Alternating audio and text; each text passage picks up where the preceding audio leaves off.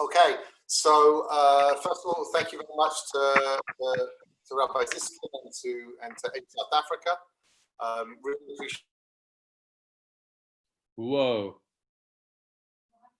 I muted Jamie. There we go. There we go. Normally that's Ilana's job. Yeah, so we're looking forward to spending a couple of hours with you guys and breaking down some stuff to do with relationships. It's going to follow a familiar framework to some of you that have heard the 1 hour seminar, sometimes together, sometimes independently, that kind of breaks stuff down in terms of relationships, gives a nice structure. But we're going to give a very brief overview of that structure because some of you have heard the information, but some of you have not. And that puts us in a bit of a challenging dynamic. So we want to give like a 10-minute overview in the beginning. And then we want to, but this whole session over the next couple of weeks, we want it to be very interactive. So I asked already, as many of you that can put on your video, please do. It just helps us. No pressure if you don't want to, but it's great for us if you can. Second of all, if you haven't got a pen and a piece of paper, please go grab one. Or your phone if you want to type on it, whatever it is, because we want to make this interactive in terms of we're going to be raising certain questions, asking you just to think a little bit about certain ideas, questions that should bring up or bring out your own perspective on certain aspects of relationships. So look, just to start with a very brief overview. Relationships obviously are a huge part of people's happiness, of their stability. And it's very natural to view a successful relationship in your life as one of the major accomplishments even of a person's life. I certainly look at my relationship with Ilana, relationship with my kids, as a major accomplishment in my life. For the life of me can't figure out how I managed to, how Ilana hasn't kicked me out by now, but she hasn't, which is brilliant. And I'm very appreciative about that. So, but it's a very, very significant thing. But strangely enough, and it really is a strange thing, it's just supposed to be like in our culture, the way we all grew up. I mean, I don't know all of you, but the way we grew up, it's just, you're supposed to just know. You're just supposed to just to know how to have an amazing relationship. You're supposed to just know how to, I mean, when you guys, get into long-term relationships and move on into different stages of life, you'll see it's the same thing with kids. You have these children. I mean, you wouldn't let a house painter paint your house if he didn't have some references and didn't have some training. But we have these, kids, and we get into a relationship, and you're supposed to just know how to do it without any guidance and without any wisdom. And that's crazy. It's the most important thing in our lives. It's one of the most important things. Hugely significant in terms of our happiness, our stability, as I mentioned before, and we're just supposed to know, and we don't. A lot of the time we don't, and a lot of the time the influences that we have, even that helped us form our mindsets on these things, they're not that great, and they're not that wise, and they're not correct. And as a result, it can be a little challenging. So just the way that we like to try and structure looking at relationships is to understand that when you're looking to try and find the right person, or if you are already in a relationship, the three pillars that you can readjust your relationship on, or rebuild, or reorient your relationship on. So this works even if you're in a relationship. So whether you're looking for the right person or you found them, but want to kind of structure it in a way that it has more juice, more energy. We call this IEP. These are the three pillars that we're going to be looking at today. And IEP, unimaginatively enough, stands for intellectual, emotional, and physical. Okay, intellectual, emotional, and physical. And these are three areas of relationship. We're going to drill down into each one of them and give you more of a kind of a sophistication, I guess, in terms of how to look at each thing. But the reason that we break down into those three areas is because those are the three areas that really make up you. You are a thinking being. You have an intellect. You have a way of looking at the world. Then there's E, right, which is the emotional side of you, which is it's how you interact with people. It's the type of human that you have. It's the type of human being that you are. It's not the type of principles you stand for. That's I. That's your intellect. But it's a type of human being that you are. And then, the physical, it's relatively easy. That's more the type of person you're attracted to. And the way that you interact with that whole part of life, which doesn't have to be only in the most intimate sense of life. There's also a lot of physical energy and emotional energy, which I'm including under the physical, the chemistry. There's those types of things. Understanding that, channeling that, connecting to that. We've all been, we're all familiar with not being attracted to someone. Especially if someone's kind of attracted to you and you're not attracted back. It's complicated, it's awkward, understanding that stuff. So we're going to be looking at I and E and P, intellectual, emotional, and physical. Those three things, because those make up you. And for you to have a relationship that's truly rewarding and really beautiful, all of you needs to be involved in that. All of you needs to be connected to your partner. And when you miss one of those out, or two of those out, or any of those things, it can really be challenging. And so that's the kind of the basic structure. Our focus today is going to be more in the realm of the I, in the realm of the intellectual. And I just want to say that the way that we date and the way that we think about dating in the West, at least in my experience. Has been that we start dating at a pretty early age, or even if we don't start dating, we start thinking about dating. We start watching movies about dating and relationships, and very often, it seems to us at least, that if you're dating someone or thinking about dating people when you're 13 and 14 and 15 and 16 and 17, right? You haven't spent a tremendous amount of time developing your intellect, your vision of the world. If you are one of these people that was like super political and super philosophical at 12 or 13, I mean, no one wants to date that guy anyway. An irritating little kid, right? It's all well thought through, and he's correcting his father, about how the political system works or whatever. Like that's unusual. It's unusual. Exactly. Right? It's pretty unusual.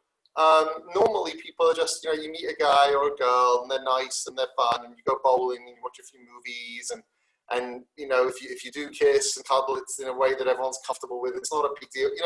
You've done really, really well as a 15-year-old if that's the relationship, kind of consensual and fun and nice and fun, right? But no one ever taps you on the shoulder when you're 19 or 20 or 21 or 22 or 25 or 27 or 30 and suddenly says, oh, you know what? You don't want to date based on just that feeling. You need to put some structures in there that are going to help you really find the right person. And that's what we want to kind of drill down into a little bit more today. Yeah. Okay. So we're going to use a word a lot in the course of these classes, right, in this series, and that word is compatibility. And I just want to define compatibility because it's really important, especially since compatibility has been very much replaced by the concept of perfection. So what's the difference between compatibility and perfection? So when I say it's been replaced, everybody knows that you need to marry someone with whom you're compatible, but what we tend to do is tend to look for someone who is compatible and also perfect, meaning we're very, very quick to run away from any kind of a weakness, any flaw we get scared of, anything that we have to work through, like makes us feel that that's like a red flag. And of course, there are some very serious red flags that, would be a good idea to run away from.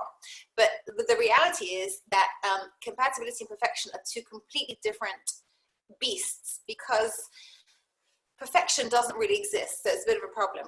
Okay, when you're looking for perfect and you know that it doesn't exist, if that's the only standard that you're looking for, you're going to have a very, very hard time finding it. So perfection doesn't exist, compatibility does.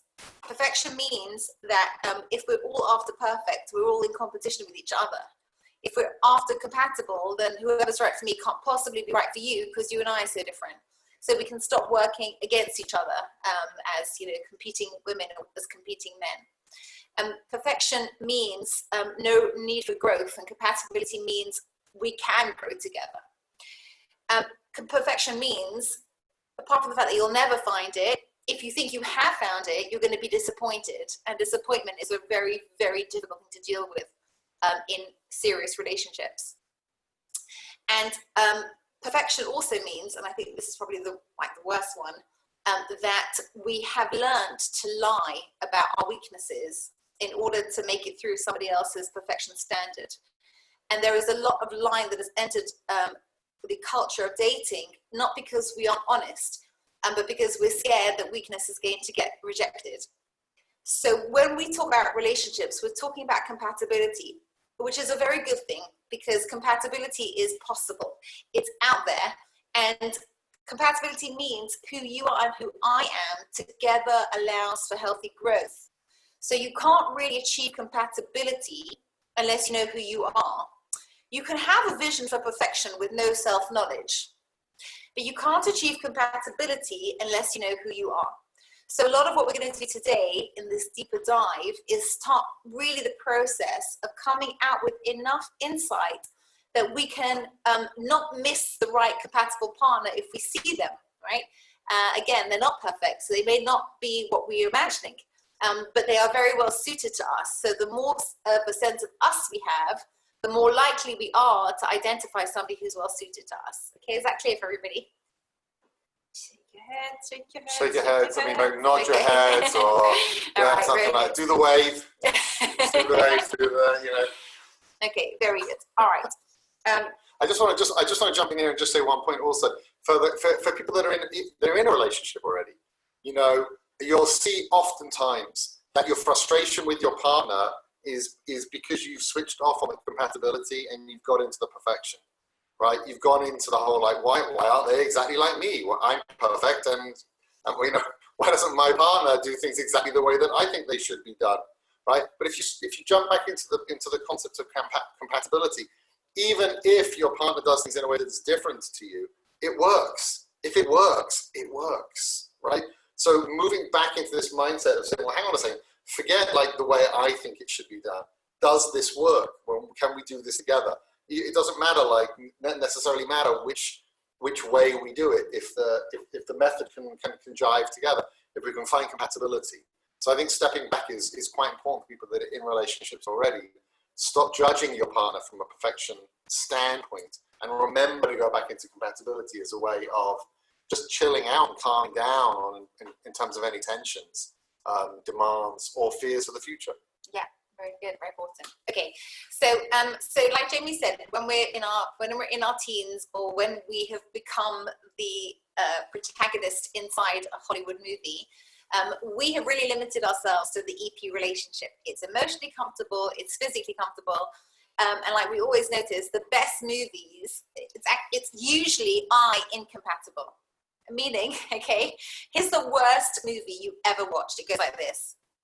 There were two people who really shared a lot of values and agreed about everything, and then they got married. Like, that's the worst movie you've ever seen. It wouldn't make it's so boring. It's so boring. Okay, so it's a good movie if it's very unlikely, right?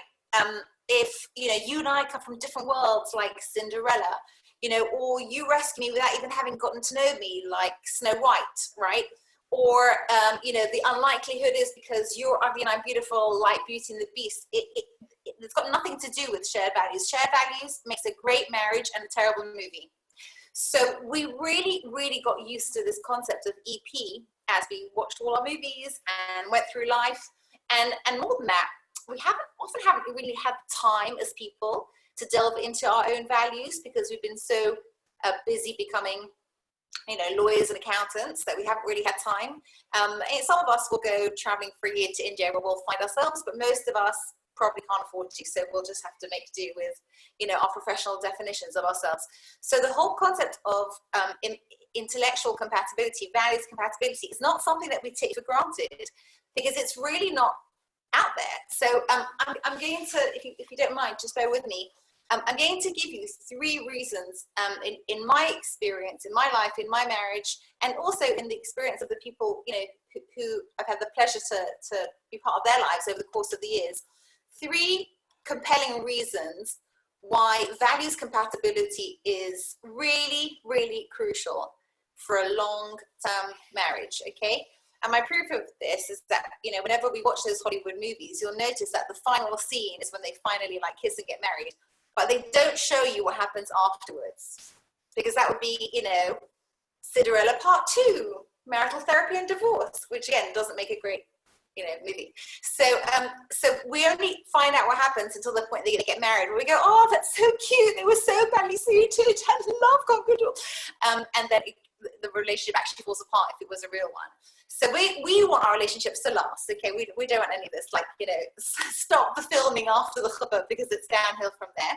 We want it to be like, you know, better from there, right? So here's 3 reasons why you really need to expand your definition of good relationship from emotionally compatible and physically compatible to emotionally and intellectually and physically compatible. Okay, so has anybody had the experience of having somebody in their life for whom they had respect and then losing all the respect for them at some point? Not heads, not heads. Not if you've had that. Wasn't it fun? Wasn't that a wonderful day? Yes? Right, it's a horrible experience. You know, when I think of experiences that I've had like that, I kind of feel like all the energy for the relationship and energy in general just draining out of my body. You feel a little bit thrown because someone who you thought was this is actually that, and that is not as good as this. You feel very disappointed, you feel betrayed. It's a horrible feeling. Yes, raise your hands if you concur, if you resonate with that experience. Okay, so we want to avoid that at all costs. And the question is, what is the experience of losing respect? Okay, so the experience of losing respect, from what I've seen, when I've asked people, and I ask people numerous times this question, I will hear things like, they betrayed me. I thought that, you know, they were loyal and they weren't. I thought that they had, you know, that they were committed and they weren't. Their relationship with people was very different to what I thought it was. Their relationship with money was different to what I thought it was. Their relationship with ethics was very different to what I thought it was. And every time I thought this person was over here on an ethical chart, if you like, and it turns out that they were really somewhere down there. And there was just too much of a par between what I understood them to be and what they came out to be in truth. Yes, again, raise your hands if that resonates with you, if that fits into your experience. So what we'll notice is that, you know, Noah Weinberg always used to say that love is the feeling that you get when you focus on people's virtues. So if I can take that one step further, I can't say I ever heard him say this verbatim, but if I can extend the concept, respect is the feeling that we have when we're connected to people on a values level.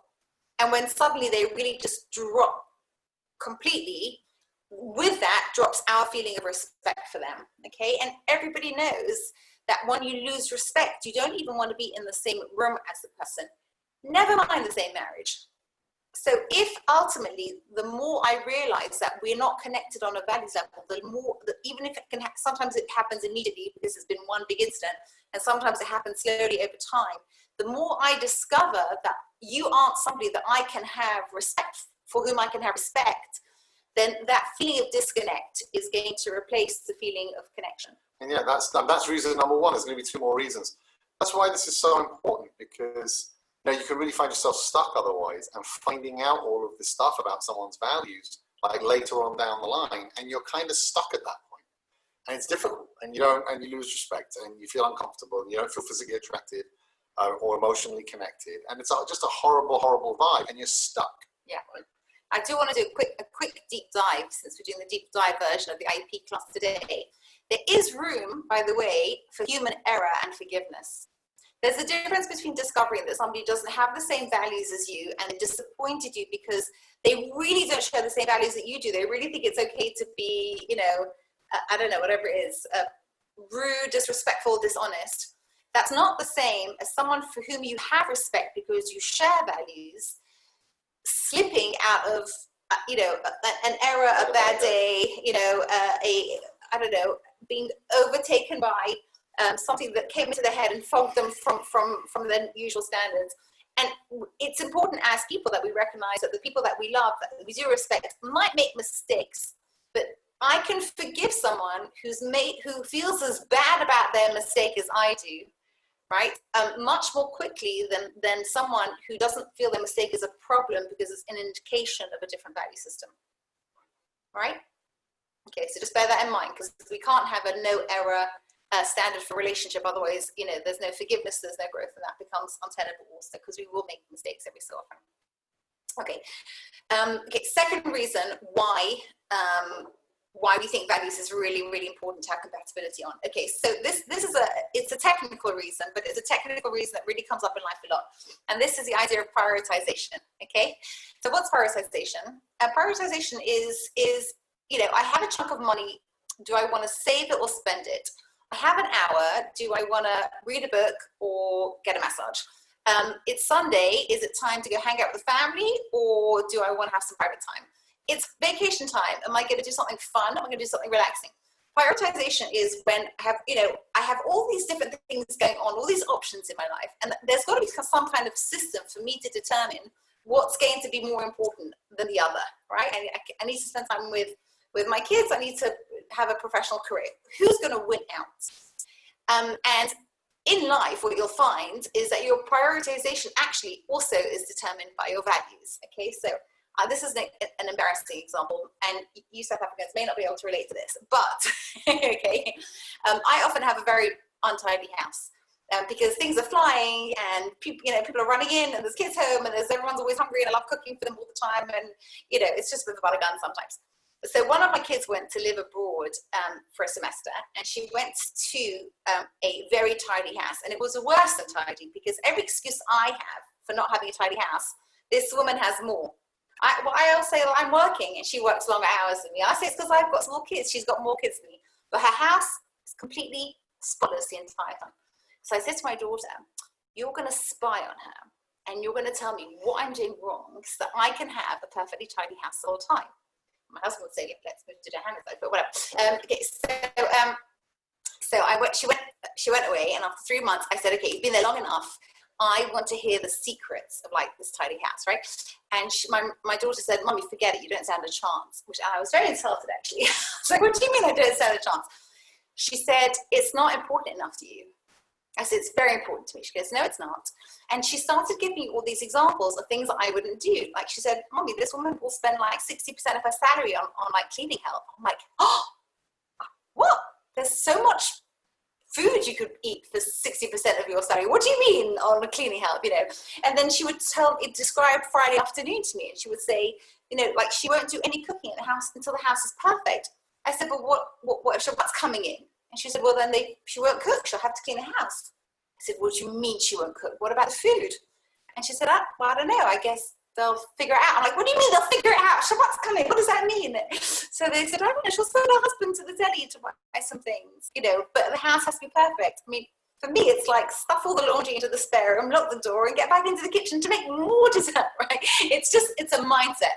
So prioritization will really, really inform a lot of your life's choices. And because it's driven by your values, what's more important, you know, a full table, right, or a clean kitchen, because it's going to determine so many of your values. If you and your spouse look at life completely differently in terms of values, and therefore prioritize completely differently, you're going to spend your whole life pulling against each other. No, we want to have fun. No, we want to be responsible. No, we want our kids to have a loving school. No, we want them to have discipline and education. No, we want to spend time with your family. No, we want to go spend time by ourselves. Constant pull. And it makes you upset because when your partner doesn't look at life the same way as you, you're just constantly in a state of, you know, kind of mild annoyance or irritation. So it's, you know, it's not, it's you want compatibility, it's reasonable, it makes sense logically, but also experientially. You just don't want to be in a situation where you know, you're just kind of not really pulling in the same direction in terms of the way you want to live your life. Mm-hmm. Right? And sometimes you'll be in your relationship, and you know, like there's a crazy decision that needs to be made. You know, should we just give like a whole ton of our money to a neighbor that needs it? You know, and you think to yourself, this is what my heart tells me. And you look at your spouse thinking, what are they going to say about this? Right. And then you look at each other sometimes and you say like, yeah, let's just do that, because we feel the same way about things that are important.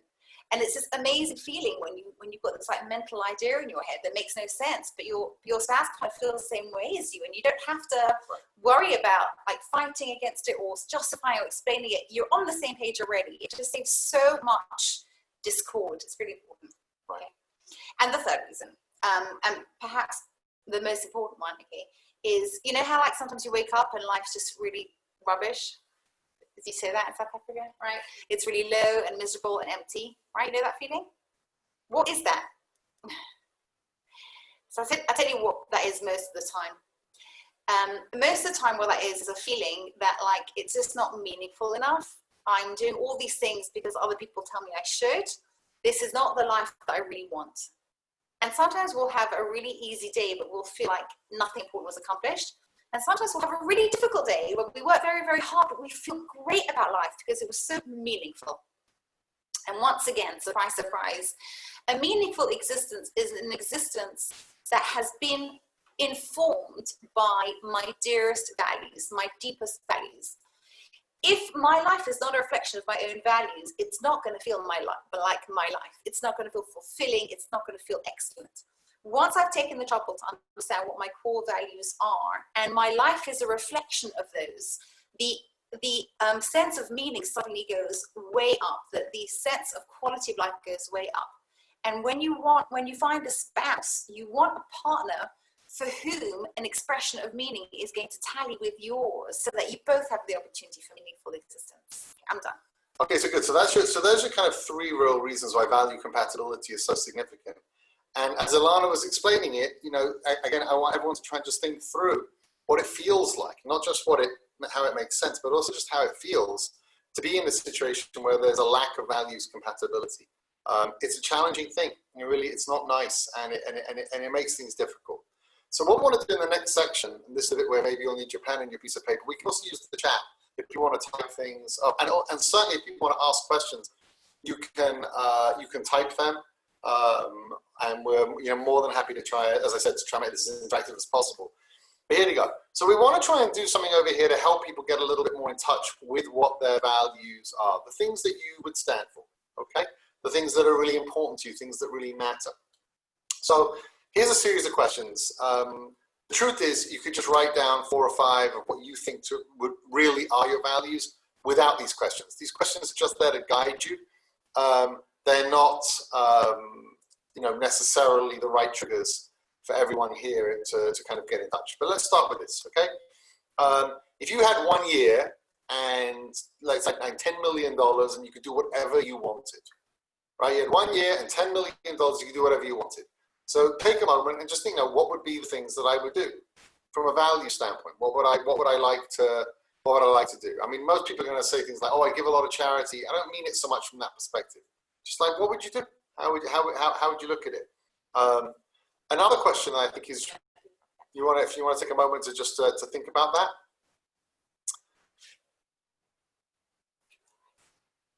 Yeah.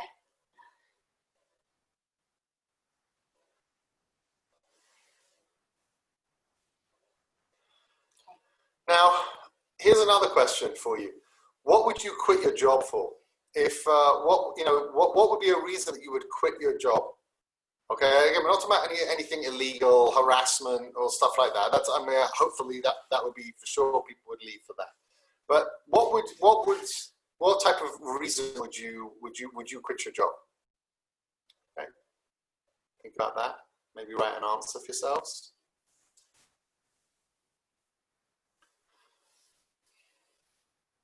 And whilst you're thinking about that, or also, what's been a situation in your life where you've lost respect for someone? Why did you lose respect? What was the reason? What was the thing that they did, or the things that they did or they said that made you lose respect for people?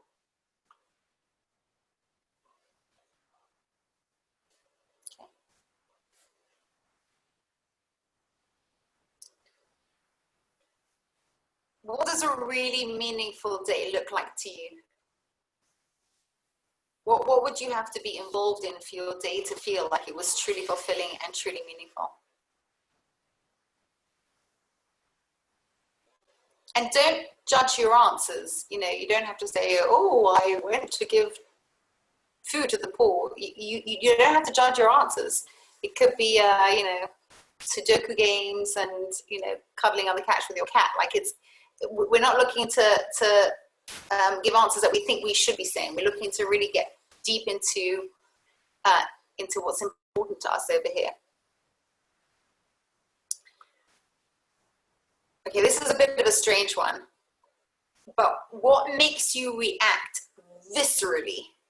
Okay, some people cry a lot. I don't mean, you cry because you're upset or you're emotional.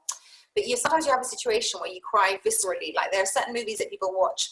They can watch them 50 times. And it's not because they're a sad movie. It's because they're so touched that it just chokes them up. Or you can be in a situation where everybody else thought something was okay. And you were so angry. It was like you felt, and it's not because you're an angry person. You just felt a sense of total fury. Sometimes you get there's a fuse that gets lit, either with emotion or with a specific emotion like anger or fury or pride. What is it that touches you so deeply that it would, if you like, irrationally bring you to tears? And see if you can come back to a few memories that you have of that and ask yourself the question, why? But don't ask it once, ask it a few times. Okay, I was very proud of my country. Okay, good, but why?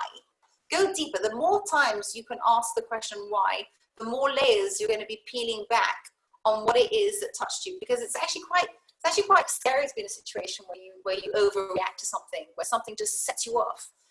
Often, if you're that set off, even if it's by a small experience, it's a if you like a core value fuse that has been tripped. So see if you can touch what that core value fuse is. Are we giving you guys enough time for you to write your answers, or too much time? Can I get a thumbs up if it's about the right amount of time? One or two, yeah, it's okay. Who wants more time? Do people want more time? Less time. Okay. You don't have to answer all these questions, by the way. You can pick the ones that resonate with you as an interesting self-exploration exercise. Yeah. We're not going to be, grading your homework here. This is just suggestions. Okay, fine. So, who are your role models? What is it about your role models that you find inspirational on a values level? Okay. And pick role models from different times in your life, from when you were little, recently, currently. Again, without judgment, like nobody's going to see your answers. And see if you can find common themes between all role models, even if they were very different people. What were the common themes that drew you to these people over other people? What was it about them? Right, so we want you to work on these questions. If you're able to work on them during the session now, that's fantastic. But if not, then work on them before the next session. Think about them, okay? This is in our experience, very priceless work that each person can do for themselves. Getting in touch with the things that you really believe in. I'll just give you an example. Many of you on this group have done a Justify trip with us. I came up with Justify at 1 o'clock in the morning on my balcony, having watched a Michael Jackson song that made me cry, okay? And that sounds really weird, but it's 100% true. I was watching, it's a little embarrassing, but it was visceral for me. I was watching Earth Song, and I was just thinking about, there's so much suffering and there's so much pain, and it's our job as a Jewish people to try and fix this. And there's this whole massive world, and I can't handle it. There's all these kids that are hungry, and there's all this destruction and environment. I just couldn't handle it. And I got very overwhelmed, and I started crying. And I just thought about it, and I was just like, if I'm crying like this, I'm sure there are millions of other Jewish people out there that want to make a difference and that care about the world and that believe in the Jewish people and the power of the Jewish people and of all other peoples and of the rest of the world. We've got to get together, and we've got to try and make a difference. And it's just a really powerful night of blubbering and clarity all at once. Which I slept through, by the way. Of course. I'm just saying. We have compatible values. I cry on the balcony and Alana sleeps. But when I came to Alana the next day or a few days later, as the idea crystallized in my head, and I said, I've got this idea that, Ilana didn't shut me down on the idea. She wasn't like, oh no, excuse me, you're not traveling all over the world all of the time, and we've got young kids, and what's all this and what's all that. She didn't do that to me at all, because we have kind of compatible values on the question of kind of coming up with innovative programming that's going to bring more Jewish people to be in touch with themselves. We had a sense of it. So even though it was a completely bizarre idea and a completely bizarre kind of self-expression, you know, we were both down for it from very different perspectives. And on that level, just to answer a question that came up on the chat, you know, on that level, opposites in theory can attract if on the opposite part of it is compatible. But that's the point. You've got to be able to handle where the other person comes from and respect them and like what they stand for. You have to find a way of connecting to their values. Can I add to the opposites attraction?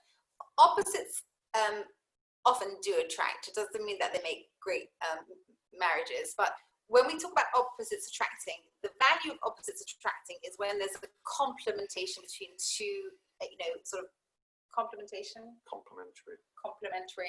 rightness, yes, between two different forces that can actually create balance. And that, when we speak next week about emotional compatibility, that will be a very, you know, important conversation, the balance between two different types of people.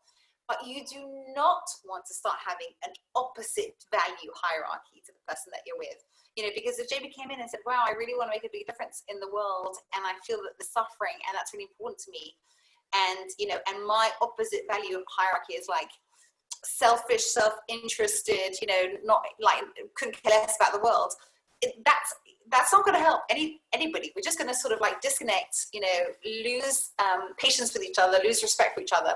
On a values level, you are not looking for opposites. On an emotional level, we'll talk about it next week. On a values level, you really need to make sure that you are, you know, that you have as much overlap as possible, because you're building a hierarchy of your home is a hierarchy of your values. It's got to work together. Right. So, so this is I need everyone to participate over here. Up until now, we've been nice about it. You don't have to have your cameras on. You don't have to do this. I need everyone to write something in the chat. I'd like really everyone. I want you to write one value that is important to you. Okay? One value. So come on, get into the chat and just write one value that you think is really important in your partner. Spirituality, honesty,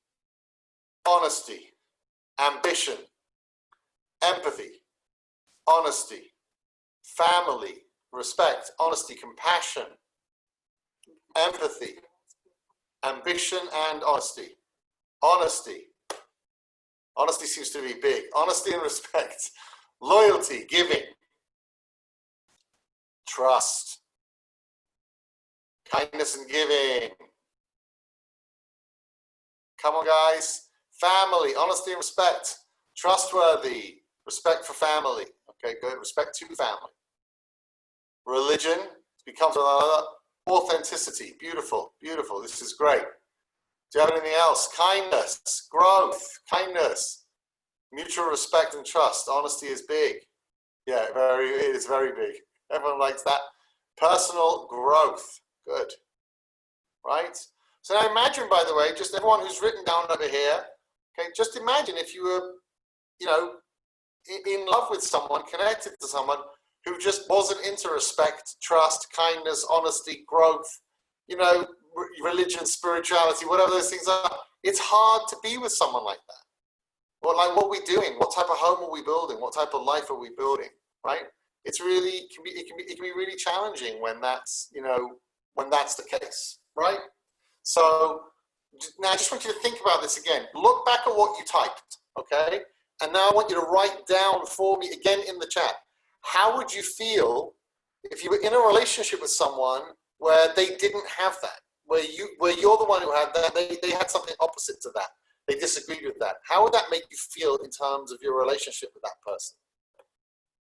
Let me see what you write. Yeah, frustrated, disconnected, Disappointed, betrayed. Keep on going.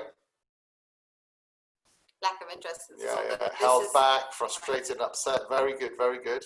All the experience of lack of Keep on coming, guys. If you haven't written, please write something. Just think about it. How are you going to feel if your you know, your key relationship just doesn't have that? Right, it's going to make it hard to make it work. Misunderstood. Beautiful. Yeah. At a dead end, lost, withdrawn. Exactly. Now, if you think about this, okay, this is the reason that people end relationships. This is why. Restricted. Exactly. Yeah. Not motivated. Right. Exactly. So this is what's happening in relationships with people. There's a sense of disconnection, a lack of motivation, and frustrated or restricted. right? It's hard to have good communication. You think, what's wrong with this person? How can they look at the world this way? It's very hard to have kids with someone like that, to build a future with someone like that, to trust in other areas with that. It's like, because they look at the world, they're like, you look at the world in kind of a crazy way, right? This is why relationships are failing on something. Now, there's a bunch of other reasons why. But this is a major, major, major thing for people, especially, by the way, as you get a little older, you get more mature, and life becomes, more serious and there's more at stake, right? Being with someone who's got whacked out values is challenging. It's really challenging because I've only got one life, man. I don't want to, I don't want to spend it on acquiring more houses only, just more and more shoes. This is like, for goodness sake, right? If that's like, if you have a values disconnect on, say, the role of money in a relationship or where it sits, right? These things are really, really challenging. And now you're going to have to discuss the education of your kids with this person, or how should we spend our retirement? I mean, it's impossible. It's absolutely impossible. And as a result, people, fall apart. Their relationships, they really, really do.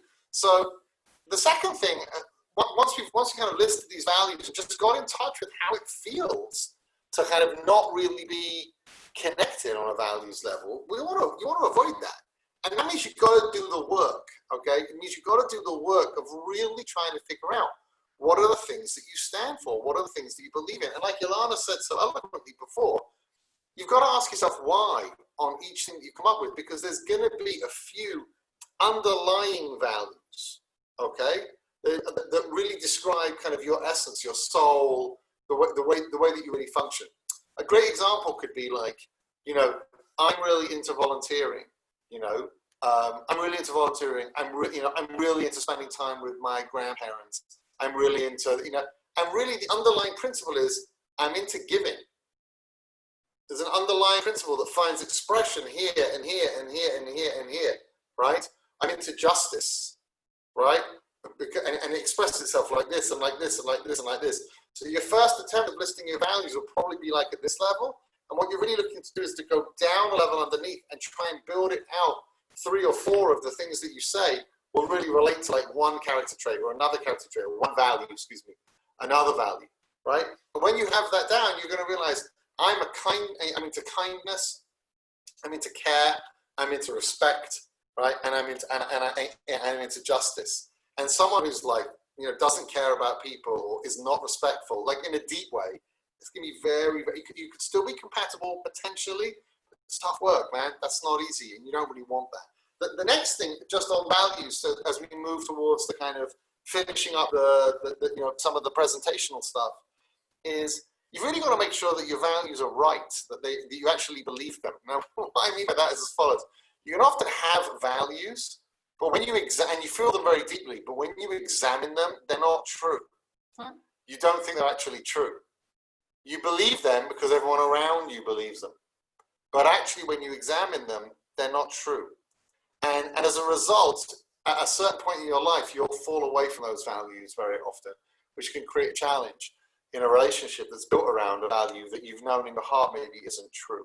So it's really important. I believe one way of doing this is it's really important to have a mentor. Really important to have a mentor. Let's say like the Ziskins, or family, right? Because when you believe something and you really hold it as a value, and actually you're just in an echo chamber, and there's no one around you that ever really challenges that to make you think about it, right? And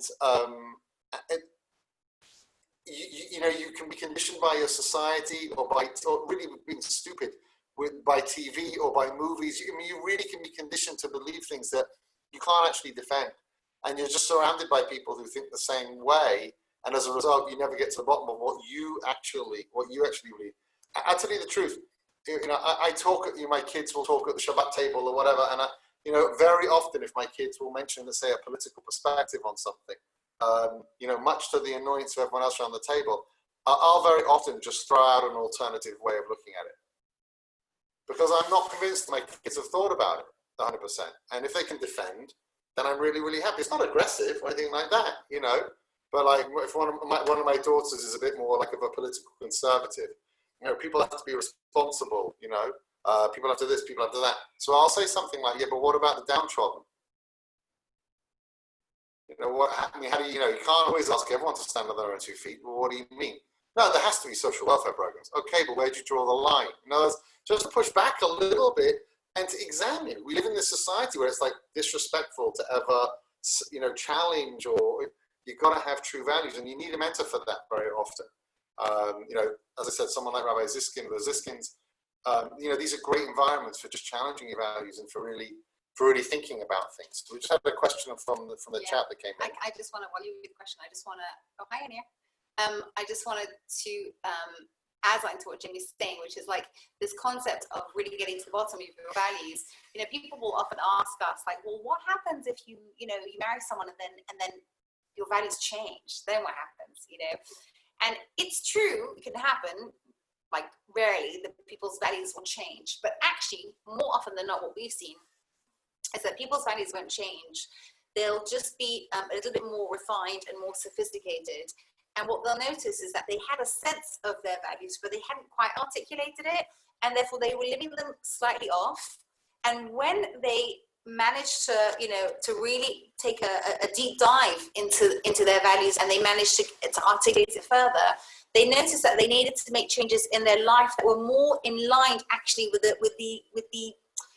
truer, deeper value under what they were sort of, you know, kind of like trying to feel, but weren't quite, you know, getting spot on. And the changes that people make in their life will usually be a sense of, I'm actually becoming truer to my value. I haven't changed my values. My life is now I've refined my life to express what I meant on a deeper level. And when people make changes, I always say that the feeling that you should have when you make big changes in your life is, I'm feeling more deeply me, more deeply authentic, more deeply connected to what I hadn't quite articulated, but has been with me all along. And then you start to notice that there are patterns in these things from when you're a very small child that have always been there, because they are really like a part of our fundamental makeup from the beginning. But sometimes they're so hard for us to articulate that we kind of imitate them, but we haven't got them spot on. So this idea of getting to your core values, and by the way, it doesn't just impact your relationships with your spouse. It will also massively impact who your friends for life are, right? And which kind of communities you want to become a part of. If you see that, you know, at the end of the day, honesty is really important to you, but kindness is your overriding value, and you live in an honest community, but where everybody's horrible towards each other, there's going to be a part of you that just feels like, I haven't found my place yet, or my friends. And then, you know, one day you go on your travels, you discover people who truly value kindness. You're like, oh, this is home, right? Meaning it's not just going to impact your choice of partner, it's going to impact your choice of partners, globally, community-wise, career-wise, friendship-wise, in terms of, you know, even Judaism-wise, right? There's different communities that value different things more than others. Like that's how communities differ. It's not just geographical. It's based on what's really important to them. And you will find a home in a place where you have values compatibility. Right. So now, you know, we've just, we got a question here from Yanir, which we saw before, that we saw before, which was saying, and that question was, look, you know, everyone's kind of seeking kindness and empathy and honesty, and therefore everyone should be compatible with everybody, okay? So I've got a couple of answers to this, and it could be that Alana has a different perspective. But I would say as follows, that's kind of true. It's actually kind of true. And that is that when a person really does work on themselves and really get down to brass tacks in terms of what's truly important, you are going to find yourself intellectually compatible with more people than when the ideas that you have in your head are a result of a couple of books that you read, some TV. It's not really that deeply thought through, because truth is a universal. And if you've done the work to get in touch with what you believe is reality, you may well find yourself, you know, very much connected to more people intellectually. However, that doesn't mean you're attracted to everybody physically. It certainly doesn't mean that you can handle most people's personalities or want to be around people. I could agree with a lot of people on a values level and absolutely not want to be friends with them or hang out with them or go on holiday with them or date them, right? because I don't like them very much as people. I don't really, I don't relate to the way that they interact with the world on a character traits level, etc., etc., etc. Right? So I think that's true. The second point is that even though in theory you could end up with a broad range of values that are true and that, so to speak, most people have, the way you arrange them. Ilana said something before. She said, like, yes, I want a community of honesty where everyone kind of tells the truth to each other, but I also need to be around kindness, which means you don't always say everything that you could say. Some people put honesty above kindness. Some people put kindness above honesty. And that in and of itself creates kind of some tremendous challenges, right? So, do you have an answer on this, or is this good? Well, I have an advantage because I know Yana a little bit, which puts there's like advantage over here. But I think it's true to say that nobody's like, it's not like we're the kind, honest people, and there's a whole group of people who like being horrible and being mean and dishonest, and we marry each other and they marry themselves. But even though we have some basic ideas of ethics, you've met people who are not willing to put their money behind the ethics that they say that they stand for. Yes, they're honest, but when it comes down to it, sometimes you can't be honest when you're making money, right? Or yes, they want to be kind, but like not when I feel like staying in bed and somebody needs a favor. We're not talking here about just the ideal. We're talking here about how you prioritize. And it's very difficult to make a relationship with someone where, of course, we all have a sense of what's right and what's wrong, and probably our senses of right and wrong are correct. But what does which one of those, values will my life actually reflect? Would I be willing, to lose my job over? If you meet someone who just doesn't feel the same way as you about that, because so what if we're hurting people? Money is money. If you really deeply feel, honestly, like that's just not going to work for you. So yes, we all have a sense of right and wrong, but what our lives will look like and reflect what the goals of our homes will look like, what we would really teach our children and be disappointed with our kids if they express this differently. What we would be willing to punish our children over because it's so important, what we would be willing to sacrifice for, that we don't all have the same in common. And you've got to be very honest, not necessarily about your right and wrong sense, but this is so important, this is going to ask sacrifice of me, and I'm going to put my my money where my mouth is on this, and that we have to share. So look, to finish up now, do you want to say a couple more words, and then we want to turn it over for a few minutes of questions, if that's okay. Kayla, we'll get to your question in a minute, and there may be a couple of other questions. Feel free, by the way, during my endless rambling now, to write any questions on the chat that you might want to ask. No pressure. If you don't have any, that's fine. But if you do, please write them, and we'll do our best to try and answer them quickly or all together. So you see, this whole idea of leading with I, of beginning to date with I, of getting in touch with your own values and looking for compatibility with somebody on that, what that's really going to be about more than anything is creating a very deep marriage connection or deep relationship connection. These shared values allow you to create a direction in terms of your home. Benjamin, you're more than happy to ask a question in person. Would you be able to, would you mind just muting for a moment though, if that would be okay? And then you can ask the question. Does the question in person mean privately, or does it mean you want to talk? Okay, great. So just give it just a few more seconds, okay? I'm very happy. For anyone who wants to talk, feel free to talk. It's great. We love talking. We love talking. So there's a journey. We're on a journey, and you really need someone by your side in order to accomplish that. And there's all kinds of questions that come up in life. There really are. There's questions of where you want to live, and these are not simple questions of what you want your life to be about, of what you want to feel like you stood for, how you prioritize your own personal development, your own personal wealth, your own personal career, with the needs of the community, with the needs of others, with the needs of your nation. There's so much stuff that really has a huge impact on the quality of life, huge impact on the home that your children grow up in. I mean, just on every level. Being proud, just simply being proud of your life. And you need a partner with you that you're really compatible with in terms of that, because sometimes you got to make tough decisions. It's really not simple. So when we talk about IEP, getting that work done yourself in the beginning, so you know what you really believe in and you're really pretty confident that it's true. Finding someone who's compatible, not identical, not perfect. I mean, that's great also, but fundamentally that you're compatible with. And then next week we'll move into the E level, okay, which is about establishing compatibility more in terms of character traits and energy, etc., and physical as well. So if anyone has any other questions, please feel free to type them. The questions we have right now are: how does one learn about a person's value system while getting to know them? And also from Romy, would you say our values prioritization needs to match up perfectly?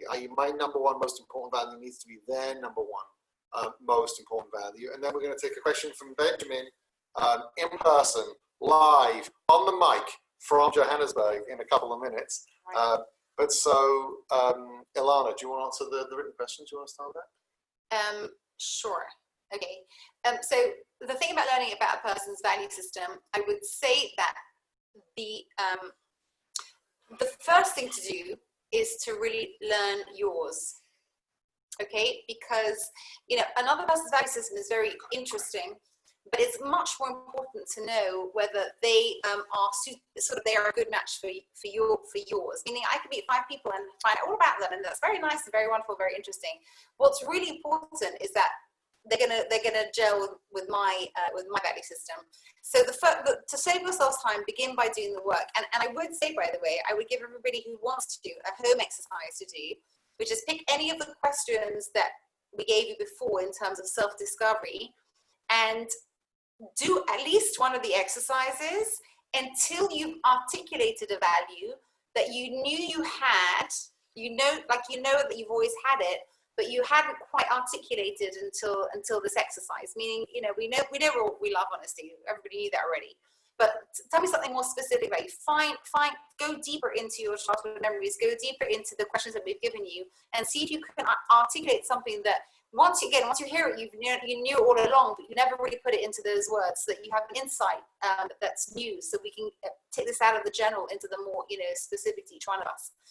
So when you've got a deeper sense of self, what happens is when you meet someone and they give away through their actions, their behavior, their conversation, what's important to them, but they don't shape your value system, it's very much quicker to identify that when you've got a sense of what's important to you. Meaning, if you're very, very careful about other people's feelings, you'll notice someone very quickly who might say that they are, but is actually very dismissive and rude to the waiter when you're on a date, right? Or it's kind of like not very nice to their mum when she calls because she's interrupted. You'll get a sense of somebody who is in breach of what you consider to be very important. Okay, so I'll just say as follows, that when you do this hard work of your own values, yes, Adam, when meeting someone new, it's not that you need to try, you'll see it much quicker. Because when you've done the work, it's like when you've done the work, it just gives you laser vision. You're able to see more clearly who they are and whether there's compatibility. But yes, we absolutely believe you should, to the best of your ability, do that work, because you don't want to find that out, down the line. It's also absolutely true that attraction can grow. Be careful with that. Don't persuade yourself that it's grown when it hasn't. You have to really, really want to be with the person. You got to really like them and feel connected to them. And that's not always good. That's not right. And we're going to do attraction more, but I think it can grow on a person. It can grow on a person. And one last question: how can we avoid falling into the trap of someone telling the values they think? I don't know what that means. They think you want to hear. Oh, you think they want to hear? Yeah. Okay, very good. Okay. Yeah, that's called self-confidence. That's totally fine. No need to apologize. That's called self-confidence. Okay, relationships is a serious business. And if you're gonna try and persuade the person to fall in love with you and say whatever you need to say in order to get, you're going to end up in trouble. Absolutely. I mean, you might be lucky, you may get away with it, but chances are no. And you really have to be grown up about this and quite tough on yourself. Really difficult thing to do when you really want someone, when you really want to be with someone, when you just love them and this, that, and the other. But again, you don't want to play those types of games, in our opinion. And so, Joe, you want to add? Yeah, I was going to say, you got to be discerning when you're dating somebody. But it's very easy to talk the talk. It's much harder to walk the walk, right? One of my kids was saying they were on a date with someone and they were talking about how considerate they are because they knew that this is what this girl would want to hear, but they left a really horrible mess behind them on the table, for somebody else to clean up, whatever, it's not mine, someone else can take care of it, and it was interesting. You can talk the talk, but it's very hard to walk the walk. If the person's actions will often give away where what they were saying is nothing to do with how they act, it's just how they like to perceive themselves, or they want to please you, and you've got to be discerning about the small clues when you're dating someone. Somebody says that they have respect for you, but they're always late, so they can talk the talk, but they're not walking the walk. So keep an eye out for the actions that give away the truth. Paul Benjamin wanted to answer. Yeah, Benjamin Diner, we've been waiting. Hello, Rabbi and Everton. Can you hear me? We can indeed. So thank you for putting me on the spot. So my question is more for where you're at a different level in your Judaism. So I think you might have answered this when it comes to the values, but and this might be a very extreme example, but what happens if you keep kosher and the other person eats prawns?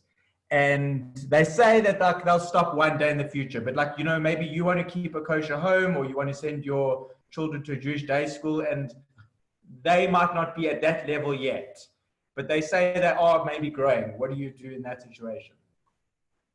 Look, I think it's fine. It's very, very clear.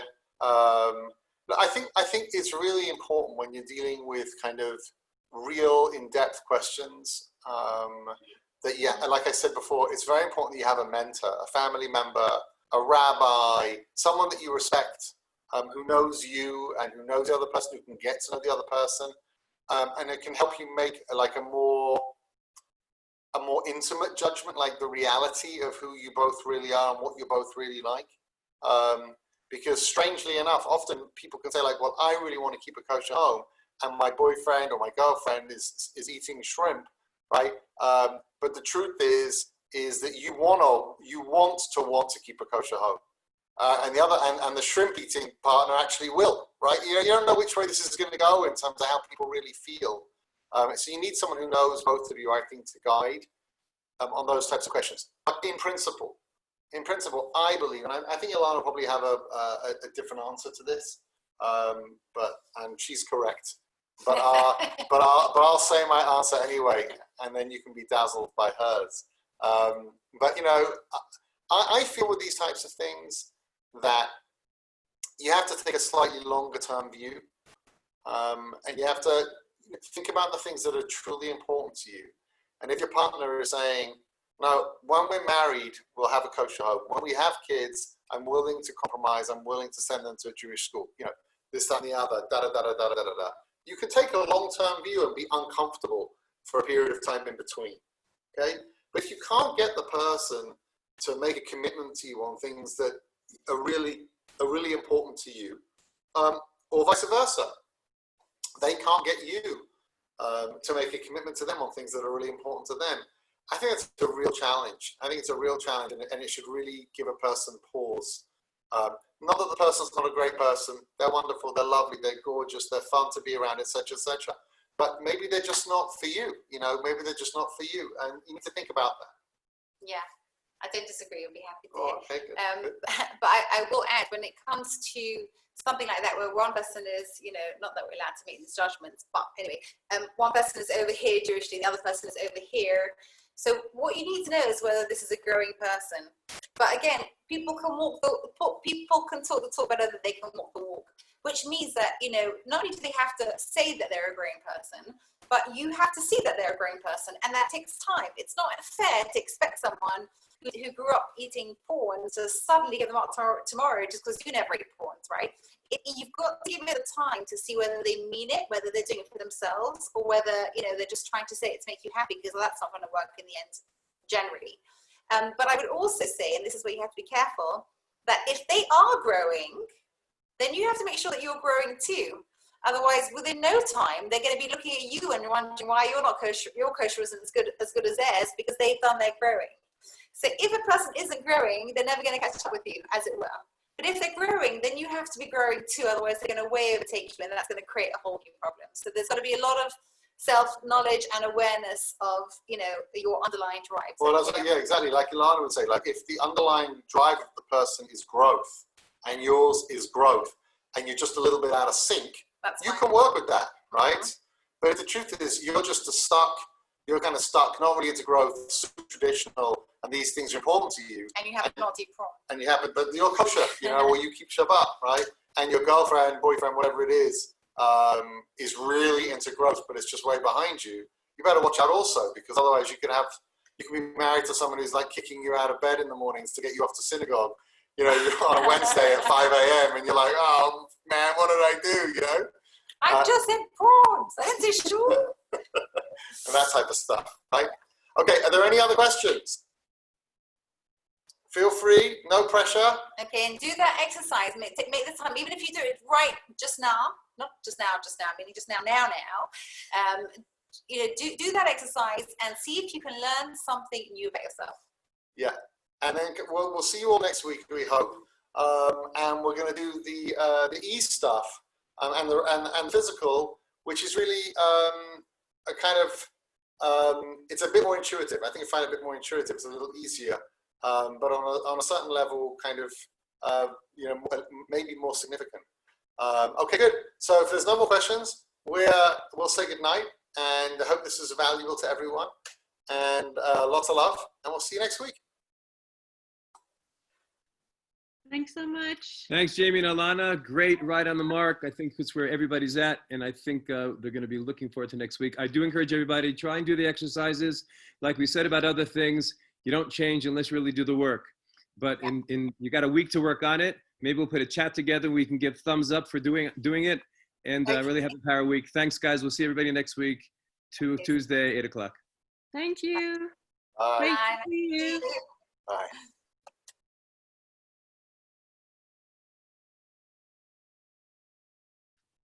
I think you have